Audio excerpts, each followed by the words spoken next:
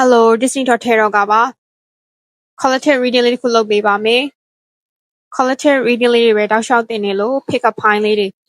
မတင်ဘူးလားဆိုရင် pick up file လေးတွေလည်းကျွန်မပြန်တင်ပေးပါမယ်အချိန်နည်းနည်းလေးကြာသွားတဲ့အတွက် sorry ပါဒါဆိုရင်ဒီနေ့ collective reading ရဲ့ခေါင်းစဉ်ကသူကိုယ်ကိုချစ်သေးလားဆိုရက်ခေါင်းစဉ်နဲ့လုပ်ပေးမှာဖြစ်ပါတယ် collective reading ဖြစ်တဲ့အတွက်ကိုယ်နဲ့ကိုက်ညီတဲ့အပိုင်းကိုသာယူကြဖို့ပြောချင်ပါတယ်ဒါဆိုရင်တော့ reading လေးကိုစောင့်လိုက်ရအောင်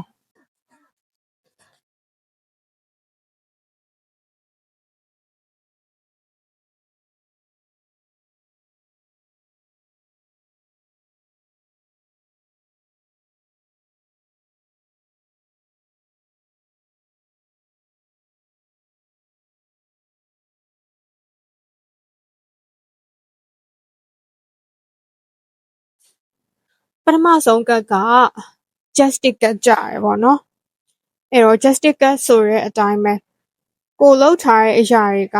ပြန်ပြီးတော့ကိုယ့်စီကိုတန်ပြန်လာတော့မယ်ခုကြည့်နေတဲ့လူကပဲဖြစ်ဖြစ်တစ်ဖက်လူကပဲဖြစ်ဖြစ်အမှားလှုပ်ထားလို့ရှိရင်လေကိုလှုပ်ထားတဲ့အရာတွေရဲ့အကျိုးဆက်ကိုပြန်ပြီးတော့ကိုခံစားရတော့မယ်ပေါ့နော်တကယ်လို့ဖုံးကွယ်ထားတာတွေလိမ်ညာထားတာတွေရှိလို့ရှိရင်လည်းဒီကာလတွေမှာဒီအမှန်တရားကပေါ်ပေါက်လာလိမ့်မယ်နောက်တစ်ချက်ကလေ Ten of Swords ပေါ့နော်ဒီ Ten of Swords ကိုတော့ကျမကဒီဗီဒီယိုကိုကြည့်နေတဲ့လူတွေရဲ့ energy လို့ခံစားရတယ်ဘာလို့ဆိုတော့ကြည့်နေတဲ့လူကိုယ်တိုင်တော့မှအရန်ကိုမှပင်ပန်းဆင်းရဲကြီးစွာနဲ့ခံစားနေရတယ်ပေါ့နော်မတွေ့လားလူတယောက်မှဓာတ်တွေအများကြီးစိုက်ထားလို့ရှိရင်အဲ့လူရဲ့စိတ်ကအဆင်ပြေပါမလားအဆင်မပြေဘူးလေနော်အဲ့ဒါကြောင့်ဒီဗီဒီယိုကိုကြည့်နေတဲ့လူတွေကိုပြောချင်တာတော့လေအခုကအစိုးဆုံးကာလကိုရောက်နေရမို့လို့ဒီထက်ဆိုးတဲ့အခြေအနေဆိုတာမရှိတော့ဘူးအဲ့တော့အစိုးတွေပြီးရင်အကောင်းတွေလာလိမ့်မယ်ကိုကဘလောက်ပဲနာကျင်ခံစားရနေပါစီပေါ့နော်ဒီຢာတွေကမြန်ဆန်ပဲပြီးသွားလိမ့်မယ်ဒီမကောင်းတဲ့ဆက်ဆံရေးတွေဖြစ်ခဲ့ရင်တောင်ဒီຢာတွေကမြန်မြန်ဆန်ဆန်ပြီးဆုံးသွားလိမ့်မယ်ပြီးလို့ရှိရင်ဒီမှာတွေ့လား justice ကကြရဲဆိုတဲ့အတိုင်းကိုကဘာမဟုတ်တာမှမလုပ်ထားဘူးဆိုရင်ဒီအတွက်ကိုကြောက်စရာမလိုဘူးကိုလှုပ်ထားတဲ့အရာကိုကိုပြန်ခံစားရလိမ့်မယ်ပေါ့နော်နောက်ဆုံးကကတော့တမုံဒါကတော့ရှင်းရှင်းလင်းလင်းအဖြေထွက်လာပြီပေါ့နော်သူကိုချစ်သေးလားဆိုရင်တော့ဖြေကတော့တိလောက်ပြီးချင်တယ်ပေါ့နော်သူကိုမချစ်ဘူးသူကိုယ်တိုင်ကမယိုးသားဘူးဒီလူကကို့ပေါ်လုံးဝမယိုးသားဘူးသူဖုံးကွယ်ထားတဲ့အရာတွေအများကြီးရှိတယ်ဒီ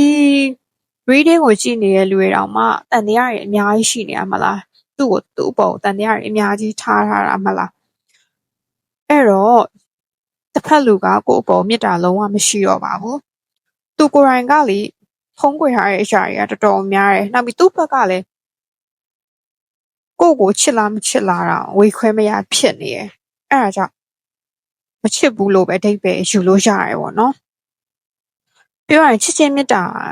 ဒီလူစီကလေချစ်ချင်းမေတ္တာထက်လှည့်စားမှုတွေအဲ့လိုမာယာတွေပဲရလိမ့်မယ်တစ်ဖက်လူက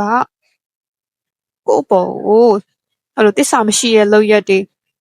ကို့ပေါ်မကောင်းတဲ့အရာတွေကျူးလွန်ခဲ့မယ်ဆိုရင်တော့ကိုကဒီလူကိုအသိရှိလွတ်ချရဲဖို့တော့လိုရပေါ့နော်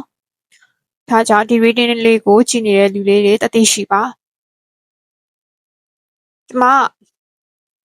personal reading လေးတွေကိုကျမဒီဂျင်လကုံမှာပြန်လက်ခံပေးပါမယ်ဒါဆိုရင်တော့ဒီ reading လေးကဒီလောက်ပါပဲအားလုံးပဲမင်္ဂလာရှိသောနေ့လေးဖြစ်ကြပါစေ